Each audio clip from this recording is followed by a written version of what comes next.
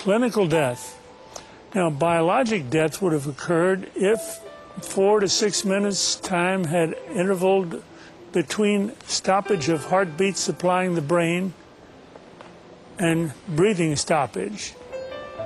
After that, brain cells, as the most sensitive cells in the body, start dying. Rigor mortis sets in, meaning stiff as a board, and now we need the resurrection. Only God can do a resurrection. We're doing resuscitation, something we're permitted to do. And now we want to introduce to you Howard Storm, an art and literary professor who was in Paris with his class when he suddenly had a stomach rupture, an ulcer rupture, peritonitis, shock, sudden death, clinical death, resuscitation, hell experience. I was a 38-year-old college professor, and I taught art, and I had taken a group of students and my wife, and we had gone around Europe, and we had just done a 3-week tour, and this was the next to the last day, and we were in Paris, and at 11 o'clock in the morning I had a perforation of my stomach. When this happened, the pain was the most acute pain I'd ever experienced in my life, and it just dropped me right down to the ground. And so I'm twisting and kicking and moaning and screaming and yelling around on the floor, and my wife called the desk, and they called an emergency service. A doctor came, and he called an ambulance because he knew what was wrong, and they took me about 8 miles across town to the public hospital, to the General Hospital of Paris, where I was taken into emergency, examined by 2 more doctors who knew exactly what was wrong with me, and then they took me away to the surgery hospital, which was a couple blocks away.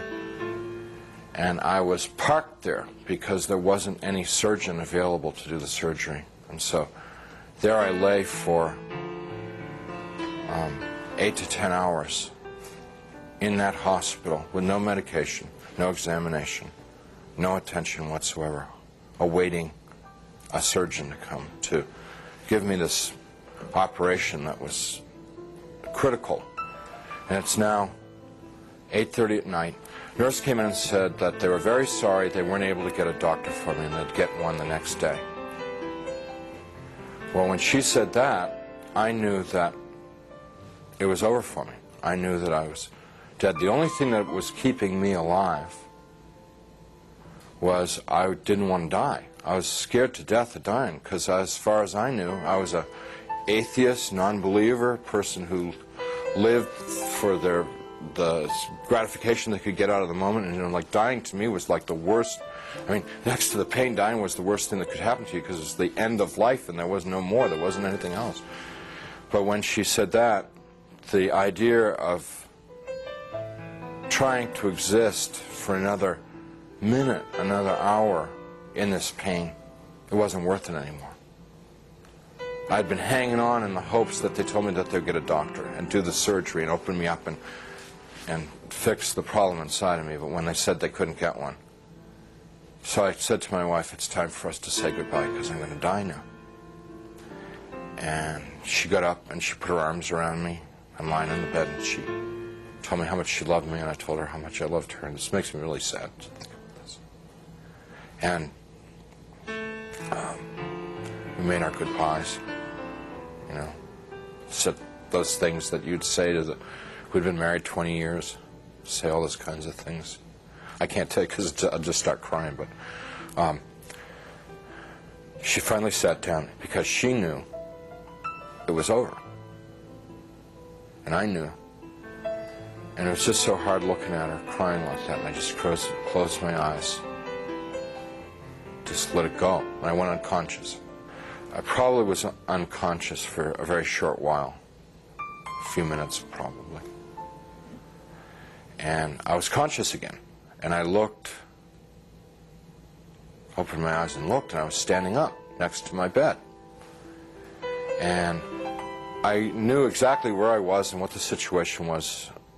I mean, there was no confusion in my mind. I felt more alive, more real than I've ever felt in my life. You know, people ask me, you know, were you a ghost? I was just the opposite. very alive. As I'm looking around the room, I see that there's, underneath the sheet on the bed, there's something under the sheet, a body. And so I bent over the bed, the head was turned away from me, and I looked at the face, and it looked like me. But that wasn't possible because I was standing there, I'm alive, I'm great, you know. I mean, I'm more than great, I'm like, you know. And so I tried to talk to my wife. Can't you hear me? And, can't you hear me? you know, she couldn't hear me or see me. That's not me. But I thought What's going on that she here? just was ignoring me. So I got very angry at her for ignoring me, for not paying attention to me. And I'm screaming and yelling at her, what's going on here? Why is this body in the bed that looks like me, and how did it get there, and stuff like that. And I had a sneaking suspicion that the body in the bed was me. But I didn't want to think about that because that was too scary. So I'm getting really agitated and upset because this is all too weird. You know, this can't be happening. It's impossible. I've got a hospital gown on, and it's like really, everything's really real. And I hear people calling me outside the room, and they're saying to me in soft, gentle voices, Howard, you got to come with us now. Come quickly. Come out here. So I go over to the doorway of the room, and there's people out in the hallway, and they're the hallway's dank. It's gray. It's not light or dark. It's just gray, and they're all in grayness, and they're men and women, and what they're wearing might possibly be hospital uniforms. And I asked them if they were from the doctor to take me to the operation, and I told them, I said, I'm really sick, and I'm going to have an operation, and I'm going to die if I don't get this operation. And I was supposed to have the operation 8 hours ago, and I'm telling them all this stuff, and they're going, well, we know, we understand. You know, you got to come quickly. Howard, come out here. Howard, come quickly. Come with us. Howard, we've been waiting for you. Waiting. I left the room, which was real, clear, bright, and went into the hallway, which was dank and hazy, and followed these people. We had a very long journey. There's no time, and whenever I make a reference to time, it's just an illusion because there was no time in this place. But this journey, if I were to recreate it, I'd have to walk like from Nashville to Louisville or something to recreate the walk with these people. And as we walked, they stayed around me and kept moving me on, and it kept getting darker and darker. They were becoming more and more openly hostile to me. First they were sort of syrupy sweet to get me to go with them, and then when I was going along with them, it was like, hurry up, keep moving, you know, shut up, stop asking questions, you know, they started getting more ugly. And so we get into complete darkness, and I'm absolutely terrified. These people are very hostile, I don't know where I am. I said, I'm not going to go with you any further. They said, you're almost there. And we started to fight. I was trying to get away from them. They were pushing and pulling at me. And there are now a lot of them. What originally had been like a handful now was, since it was darkness, hundreds or thousands. I have no idea. And they're playing with me. You know, clearly they could have just destroyed me if they wanted to. They didn't want to destroy me. What they wanted to do was they wanted to inflict pain on me because they derived, pleasure isn't the right word, but they derived satisfaction out of the pain that I experienced.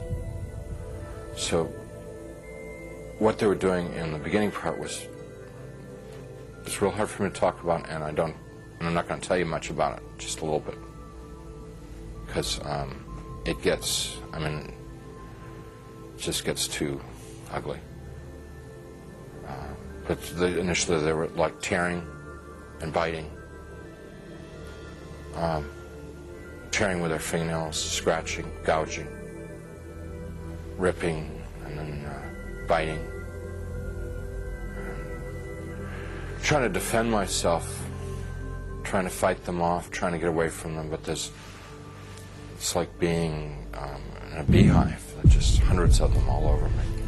And I eventually was just laying on the ground there, all ripped up, pain everywhere, inside, outside. And even harder to bear than the physical pain was the emotional pain of what had just happened to me. The utter degradation that I just experienced. You know, I never once felt that it was unjust or wrong. I heard my voice. It wasn't somebody else's voice. It wasn't the voice of God or anything. It was my voice. And I heard it speak, but I didn't speak it. So whether it's the voice of my conscience or I don't know what it was. It was just, but I distinctly heard my voice say, pray to God. And so I thought to myself, I don't believe in God. Pray to God. And I'm thinking, even if I could pray, I don't know how to pray anymore. I haven't prayed. And at that time, I probably hadn't prayed in 22, 23 years. So I'm thinking, like, when I was a child, and we said prayers in Sunday school, and we said prayers in church, and what did we say? And I'm trying to think of it, because to me, to pray was to recite something that I'd learned. That's what I thought a prayer was then. So let's see, the Lord is my shepherd. Give us this day our daily bread. My country, 'tis of thee. No, that's not a prayer. That's wrong.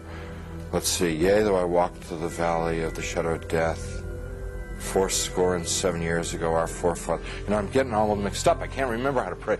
And then the people who were around me, every time I'd like mention God, these people who had attacked me and beaten me, every time I mentioned God, it was as if mentioning God was throwing boiling water on them. They would shriek, they would scream, they would yell, and in worse profanity than anything I've ever heard in this world.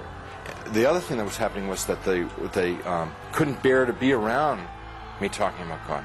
It was so painful for them to hear about God that they kept backing away. And so I had a sense that I could push them away by talking about God.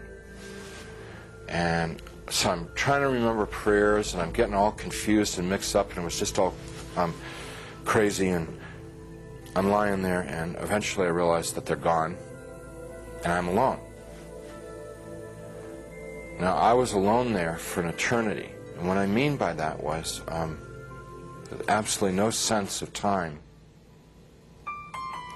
But I thought about my life, thought about what I'd done and what I hadn't done. I thought about the situation I was in, and the conclusion that I came to is that